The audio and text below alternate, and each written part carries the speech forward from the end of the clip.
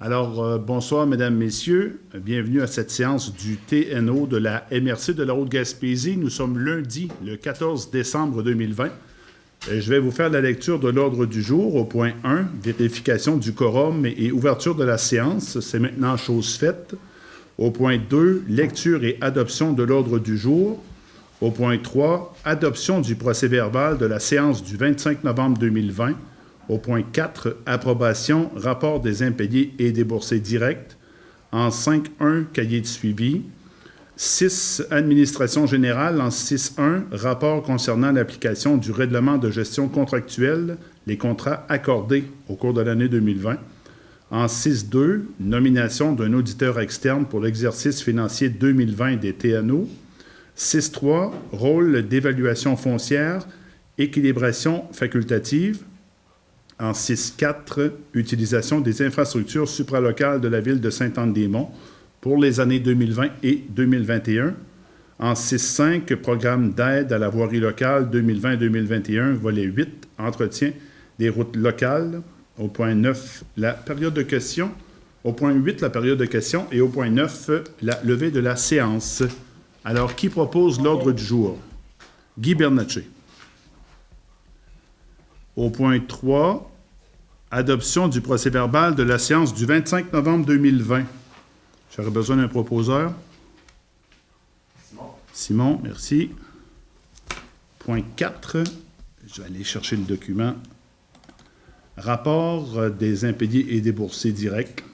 C'est les différentes factures, paiements à faire. Je la propose, merci. Au point 5, Maryse, cahier de suivi, on n'avait pas reçu de lettre, rien concernant le TNO, non. OK. Au point 6.1, rapport concernant l'application du règlement de gestion contractuelle, les contrats accordés en 2020. On n'a aucun contrat accordé pour un montant de 25 000 $. Donc, c'était des montants de 25 000 $ et moins. Donc, il n'y avait pas de contrats qui ont été octroyés de cette envergure en 2020. 6.2, nomination d'un auditeur externe pour l'exercice financier 2020 des TNO. Alors, pour l'année 2019, au coût de 6 500 $ plus taxes, nous avions nommé Deloitte. 6.3, rôle d'évaluation foncière, équilibration facultative. J'ai pris 6.2. OK, pour nommer, Simon propose en 6.2 pour la nomination d'un auditeur externe. Donc, en 6.3, rôle d'évaluation foncière, équilibration facultative. Alors, ce qu'on nous indique, c'est que dans le cas de notre municipalité, le TNO, le rôle 2019, 2020, 2021 a fait l'objet d'une équilibration, c'est-à-dire qu'à la suite d'une analyse du marché transaction, les valeurs inscrites ont été modifiées afin de mieux refléter la valeur réelle des immeubles à la date de référence ou date d'évaluation, qui était alors au 1er juillet 2017. Et la recommandation est à l'effet que les limites de l'analyse statistique liées au faible nombre de ventes ne nous permettent pas de recommander et procéder à l'équilibration du rôle. C'est donc à la suite de ces constats que nous recommandons la reconduction du rôle d'évaluation pour le prochain cycle triennal 2022, 2023 et 2024. Alors, j'ai besoin d'un proposeur. Régent, merci. Au point 6.4, utilisation des infrastructures supralocales de la ville de Sainte-Anne-des-Monts pour les années 2020 et 2021. On parle d'un montant de 40 $ par porte ou par adresse et la somme devrait être affectée dans le budget régulier du TNO. Alors, qui propose? Guy, merci. En 6.5. Je vais aller chercher le document. Alors, en 6.5, programme d'aide à la voirie locale 2020-2021, volet 8, entretien des routes locales. Considérant que le ministère des Transports a versé une compensation de 8 070 $ pour l'entretien des routes locales pour l'année civile 2020-2021, considérant que les compensations distribuées au TNO de la MRC de la Haute-Gaspésie visent l'entretien courant et préventif des routes locales 1 et 2, ainsi que les éléments des ponts situés sur ces routes, dont la responsabilité incombe au TNO de la MRC. considérant que les compensations supplémentaires versées en 2020-2021 par rapport à celles de 2019-2020, qui étaient de 6 008 $, doivent entièrement être affectées à des dépenses d'entretien autres que divers ou des dépenses d'investissement admissibles. En conséquence, il est proposé par et résolu que le Conseil de la MRC de la Haute-Gaspésie, siégeant pour l'administration des territoires non organisés, informe le ministère des Transports de l'utilisation des compensations visant l'entretien courant et préventif des routes locales 1 et 2, ainsi que les éléments des ponts situés sur ces routes, dont la responsabilité incombe au TNO de la MRC, conformément aux objectifs du volet entretien des routes locales. Alors, j'ai besoin d'un proposeur pour le 6.5. Simon. Alors, est-ce qu'on avait reçu, Maryse, des questions pour le TNO? Non. Alors, à ce moment-ci, je vais prendre une proposition pour la levée de la séance. Joël. Merci beaucoup. Alors, bienvenue à la séance ordinaire du Conseil de la MRC de la Haute-Gaspésie. Je vais vous faire la lecture du projet d'ordre du jour au point 1, vérification du quorum et ouverture de la séance. C'est maintenant chose faite. Au point 2, lecture et adoption de l'ordre du jour. 3, adoption du procès-verbal de la séance du 25 novembre 2020. Au point 4, le rapport d'activité du préfet. Au point 5, approbation rapport des impayés et déboursés directs. 5.2, approbation rapport des remboursements de dépenses. 5.3, rapport concernant l'application du règlement de gestion contractuelle, les contrats accordés en 2020 de plus de 25 000 $. En 5.4, nomination d'un auditeur externe pour l'exercice financier 2020 de la MRC. 5.5, fin des ententes intermunicipales pour le service d'inspection régionale. En 5.6, répartition et facturation des TNO 2020-2021 et suivants. 5.7, consultation sur la proposition de programme de rétablissement pour le Caribou des Bois. 5.8, déclaration d'un don, marque d'hospitalité ou autre avantage reçu par le préfet, montant supérieur à 200 $. En 6.1, le programme régional pour les milieux humides, dépôt du budget provisoire et de la planification et échéancier des activités selon le guide. 6.2, avis de conformité au schéma d'aménagement Ville de Sainte-Anne-des-Monts, règlement 20-903, modification du règlement de zonage. En 6.3, avis de conformité au schéma d'aménagement Ville de Sainte-Anne-des-Monts, règlement 20-904 de modification du plan d'urbanisme. Et par la suite, c'est un point d'information, travaux à réaliser pour la fermeture du lieu d'enfouissement sanitaire. Et par la suite, période de questions et levée de la séance. Qui propose l'ordre du jour? Guy Bernatchez, merci. Adoption du procès-verbal de la séance du 25 novembre 2020. Qui propose? Ghislain, merci. Prochaine fois, Yves. Rapport d'activité du préfet. Je vais vous parler un peu des faits saillants qui ont meublé l'actualité et également les différentes rencontres politiques au cours du dernier mois. D'abord, vous mentionnez bien sûr un petit clin d'œil santé. C'est certain qu'on regarde beaucoup les annonces qui sont à venir au niveau de notre gouvernement quant aux mesures qui pourraient être imposées au cours des prochains jours au niveau du confinement.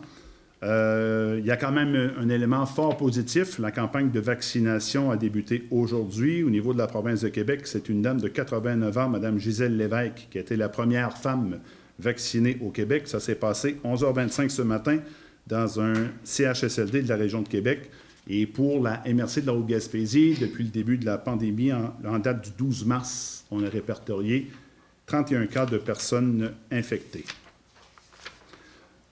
Autre sujet qui a bien sûr alimenté l'actualité, la route 299 qui est fermée depuis le déluge, on peut appeler ça ainsi. On a reçu plus de 150 mm de pluie en l'espace de 36 heures. Mais bonne nouvelle, tout juste avant d'entrer au conseil de la MRC, j'ai eu l'occasion de m'entretenir avec un responsable du MTQ. L'entrepreneur qui sera chargé des travaux a été trouvé. Pour le moment, on a aménagé une passerelle pour les VTT et les piétons. Il n'y a pas de retard non plus au niveau de la livraison des matériaux. On aurait pu craindre certains retards avec tout ce qui touche la COVID. Et On planche toujours là, pour un scénario de réouverture de la 299 d'ici au 31 décembre, donc d'ici la fin de l'année. C'est une bonne nouvelle. Je vais vous parler maintenant des 2 régies sur lesquelles je siège en compagnie du maire de Sainte-Anne-des-Monts. D'abord, au niveau de la régie des transports, il y a eu élection des officiers. M. Daniel Côté, qui est maire de Gaspé, a été réélu président. Et alors que de mon côté, j'ai été réélu à la vice-présidence. Et dans l'ensemble, au niveau de la régie des transports, on dégage des surplus de 691 000 $. Mais simplement aussi vous mentionner qu'au niveau de la taxe sur l'essence, on a touché 100 000 $ de plus que l'an passé. Donc, on a 1,2 million de revenus sur la taxe sur l'essence. J'aimerais maintenant vous parler de la régie de l'énergie. Alors, ça bouge beaucoup au niveau de la régie de l'énergie. C'est positif. On apprend qu'Hydro-Québec veut relancer la filière éolienne, qui est, à notre avis, la source d'énergie la moins chère à produire. Donc, le momentum pour nous est excellent. Et Mme Marie-Ève Proulx est en faveur de notre projet de 1200 MW d'énergie éolienne pour le secteur de l'Est du Québec. Donc, nous, ça va très bien à ce niveau-là. Également, je vais vous parler du projet Dunes du Nord aux îles de la Madeleine, projet à laquelle est associée la Régie de l'énergie. Alors, on devrait, comme on dit, mettre la switch à on d'ici la fin décembre. Et tout ça, c'est fait dans le respect des normes environnementales. Et même que dans l'avenir, nous serions prêts à faire une extension du parc de la Dune du Nord. Je vous parlais tout à l'heure des 2 régies. Alors, félicitations à notre collègue Simon Deschênes, qui a été réélu président de la Régie de l'énergie. Mesdames Nadia Minassian et Jonathan Lapierre occupent les fonctions de vice-président. Autre bonne nouvelle, distribution au 31 décembre 2020. On se rappelle au cours de l'année que la Régie avait déjà versé en redevance 3,5 millions de $ en juillet. Alors, on a appris au cours des derniers jours qu'un montant additionnel de 1 million de $ sera versé. Et pour la Haute-Gaspésie, ça représente un montant de 111 860 $. Et je vous mentionne déjà qu'au cours de l'année 2021, la Régie prévoit verser entre 4 et 5 millions de $ en redevances. Donc, c'est une excellente nouvelle.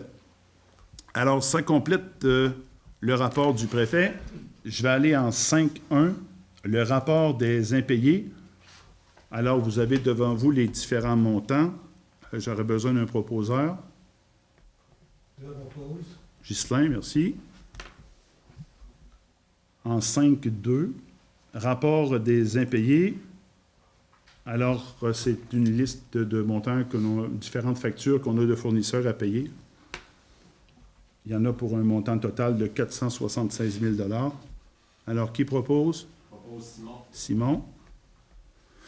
En 5.3, rapport concernant l'application du règlement de gestion contractuelle, les contrats accordés en 2020 au niveau des lots intramunicipaux, un contrat d'exécution de travaux sylvicoles qui avait été accordé à la coopérative des travailleurs forestiers Aubois. C'était pour un montant de 286 500 $. C'est dans un contrat pour aménager des espaces durables, favorables pour le caribou des bois. Alors, c'était un point d'information. Maintenant, au point 5.4, nomination d'un auditeur externe pour l'exercice financier 2020 de la MRC pour 2019, pour un coût de 14 000 $. Le contrat avait été accordé à Deloitte. Maintenant, au point 5. Ah oui, c'est vrai. Proposeur pour Ghislain, merci. Alors, fin des ententes intermunicipales pour le service d'inspection régionale. Qui propose? Simon. Je voudrais ajouter que oui, il y a des fins d'entente intermunicipales, mais c'est plutôt le Capcha et Sainte-Anne-des-Monts, respectivement, qui vont honorer le service sur le territoire. Ce n'est pas une fin de service sur le territoire. Je pense que c'est important de le souligner. OK, pour le service d'inspection régionale. Alors, Maryse, au point 5.6, répartition et facturation des TNO 2020, 2021 et suivantes.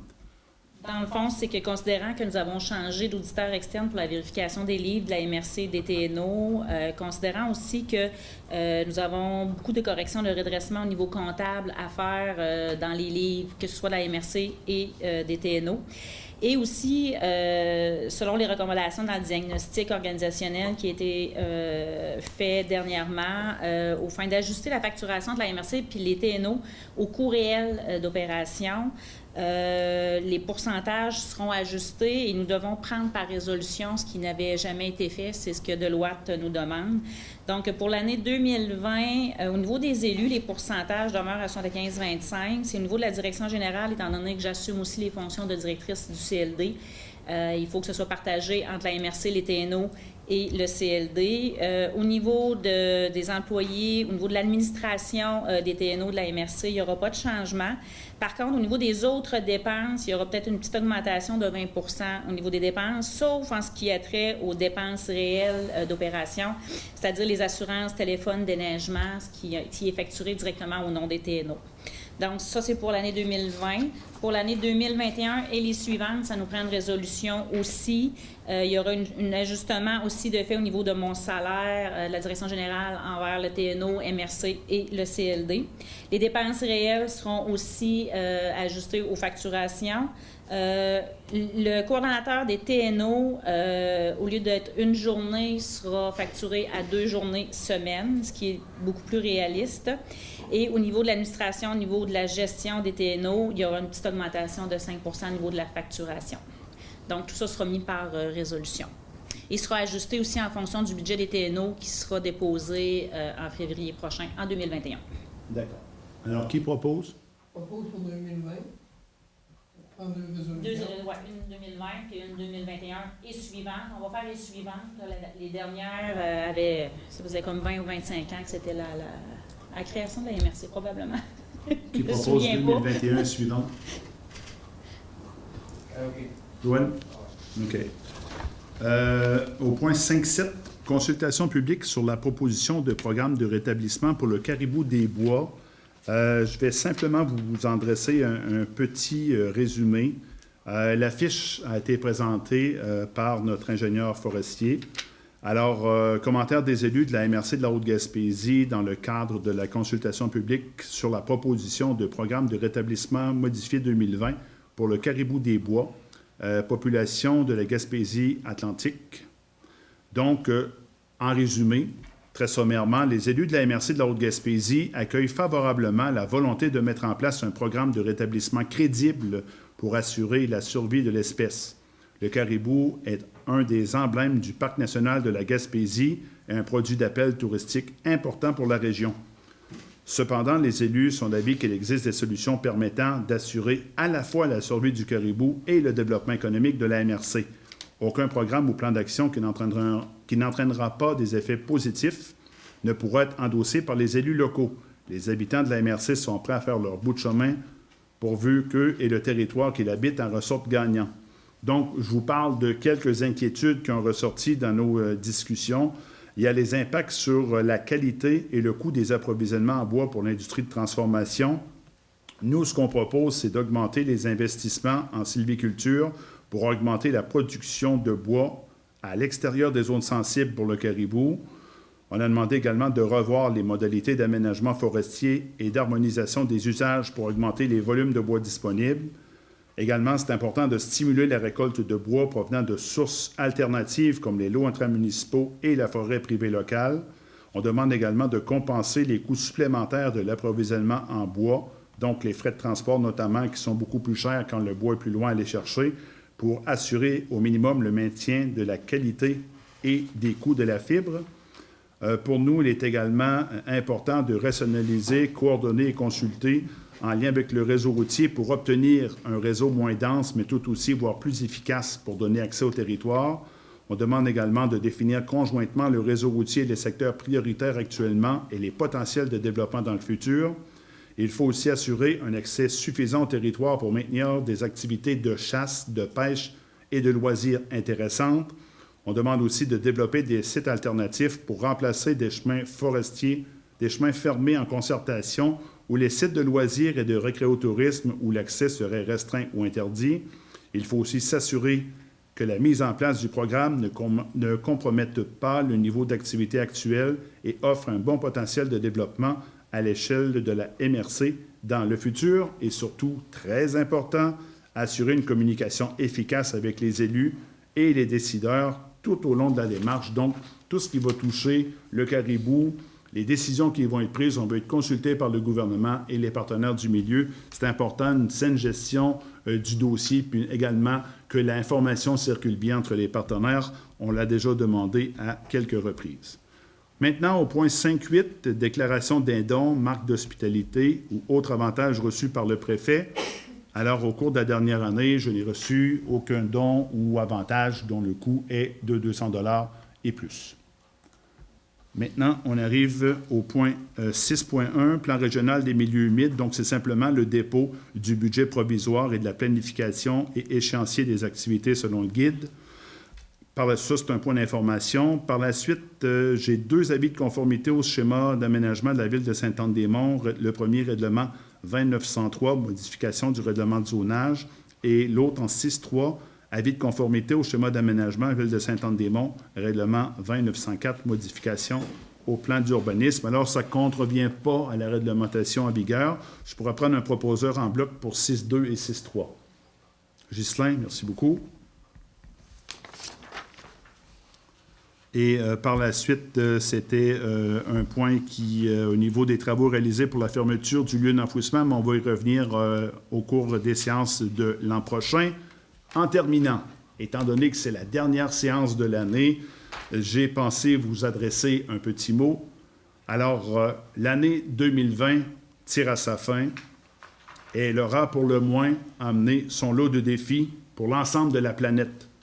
À l'approche des fêtes, j'aimerais profiter de l'occasion, au nom du Conseil de la MRC de la Haute-Gaspésie et des employés de la MRC et du CLD, alors j'aimerais profiter de l'occasion pour vous souhaiter mes meilleurs vœux pour l'année 2021, qu'elle soit marquée d'abord. Qu'est-ce qui était le plus important? Qu'est-ce qui sera le plus important?